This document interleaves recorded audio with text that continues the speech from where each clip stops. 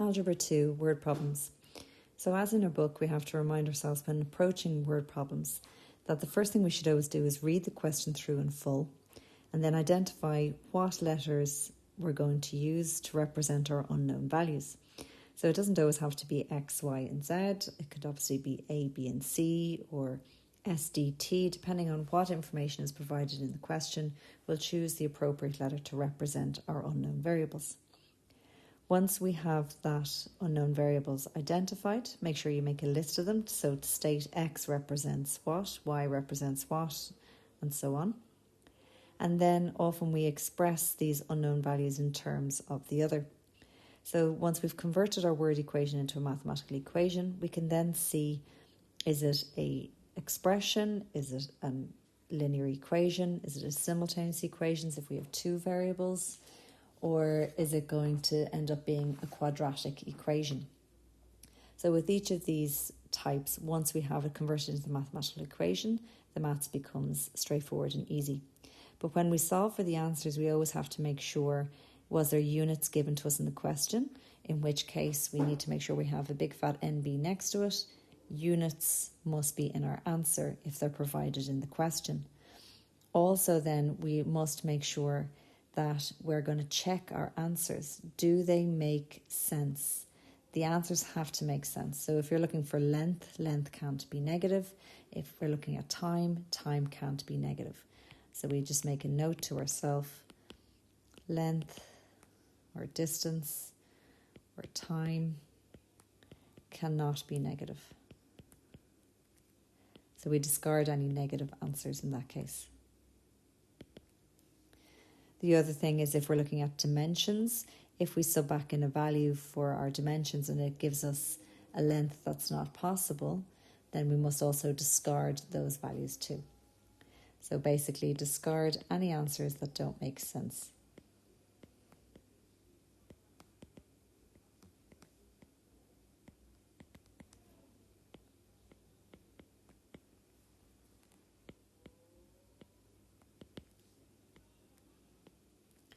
Okay, so we're going to go straight to type 2,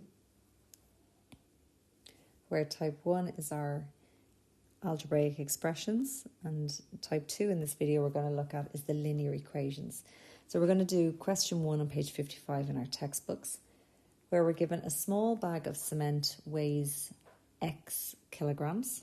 So we underline small bag and its mass is X kilograms. We then have a large bag of cement is 4 times as heavy as the small bag. We have a medium bag of cement is 5 kilograms lighter than the large bag. And 2 small bags plus a large bag weighs the same as 2 medium bags. And then it says, well, how much does each type of cement weigh? So we're looking for the mass of each bag of cement. So what we want to do is write down what information we're given. So we're clearly told in this question that X is going to be represented by the small bag. So we're going to say let X equal, and it's the mass, because it's kilograms is the units given to us in the question there. So it's the mass of a small bag of cement.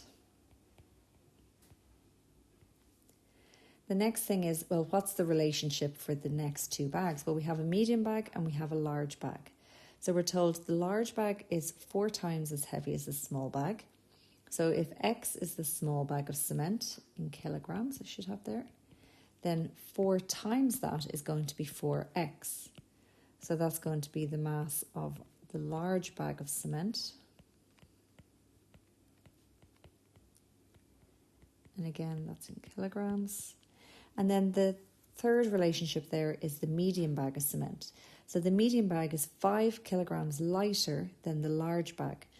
So if the large bag has a mass of 4x, then if it's going to be 5 kilograms lighter, well, that's just going to be 4x minus 5.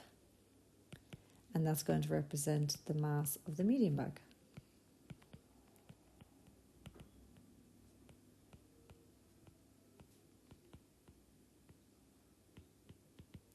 So now we have all the information in the question. We have to look at how are we going to form an equation here? Like, why is this type 2? Why is it a linear equation? So the linear equation is going to come from this part here where it says 2 small bags plus a large bag weighs the same as 2 medium bags. So to establish that, we have 2 small bags. Well, if X is the mass of a small bag, 2 of those bags would be 2X. Plus means we're going to add a large bag of cement. Well, a large bag of cement is 4X.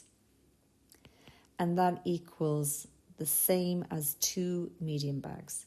So 2 and brackets, the medium bag has a mass of 4x minus 5. And now we have our linear equation.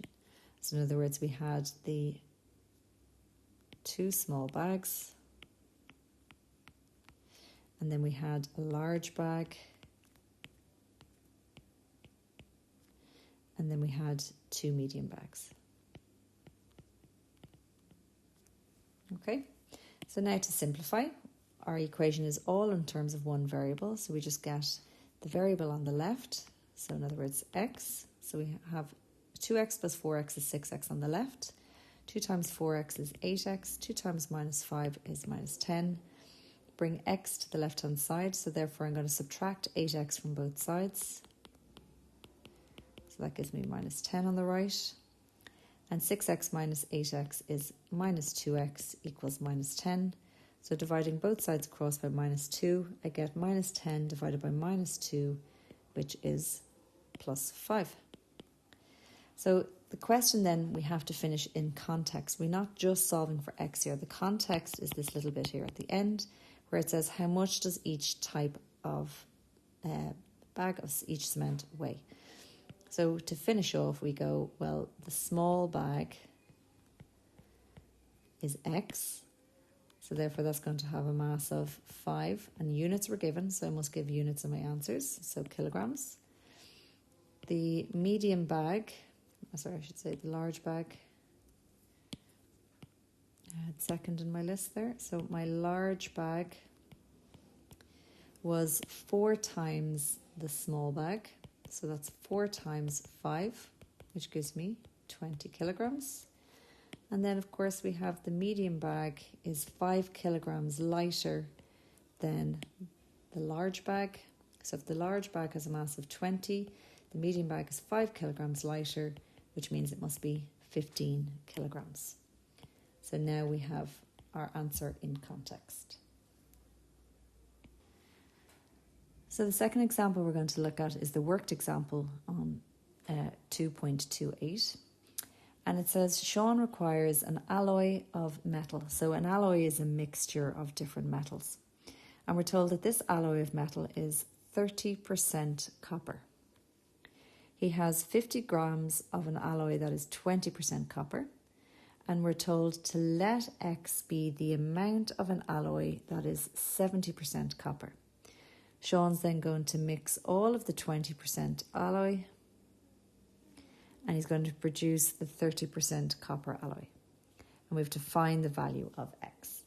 So the easiest way of doing this question out, because there's a lot of information given to us, is to actually make out a table. So the 3 things that we're going to put into our table is the 3 pieces of information given to us in the question. So there's reference to the percentage of copper in the alloys.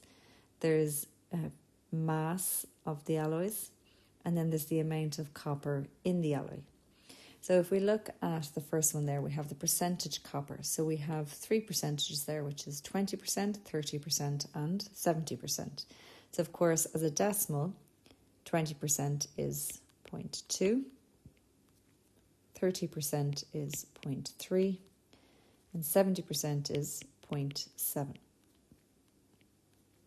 Now, if I look at the mass, we're told that 50 grams of the alloy, that is 20% copper. So that's going to be 50 for my mass. And then we're told X is the amount of an alloy that is 70% copper, which Sean will mix with all of the 20% alloy to produce the 30% copper alloy. So that means that the mass of the 70% copper is X, and then he's going to produce the 30% copper alloy by mixing the 20% and the 70%. So if the 20% has a mass of 50 grams and the 70% has a mass of X, then the 30% one must be the 50 plus X mixed together. So therefore, to work out the amount of copper in the alloy, well, if it's 20% of the mass and the mass is 50, well, then we just simply multiply. So in other words, we're getting 20% of 50, 30% of 50 plus X, and 70% of X. So our 30%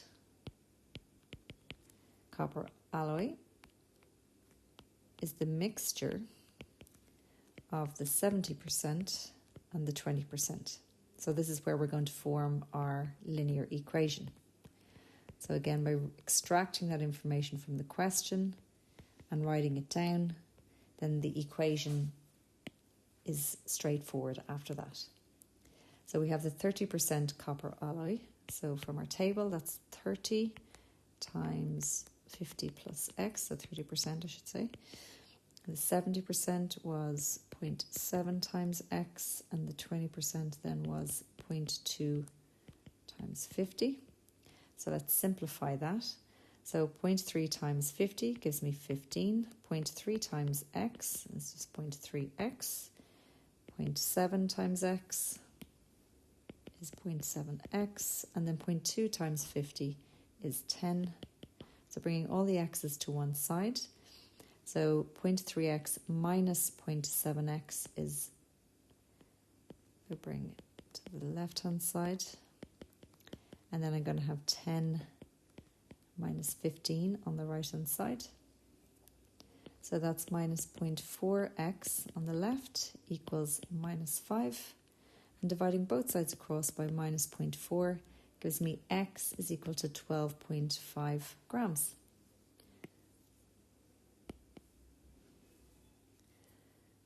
So in other words, he's going to add 12.5 grams of the 70% copper alloy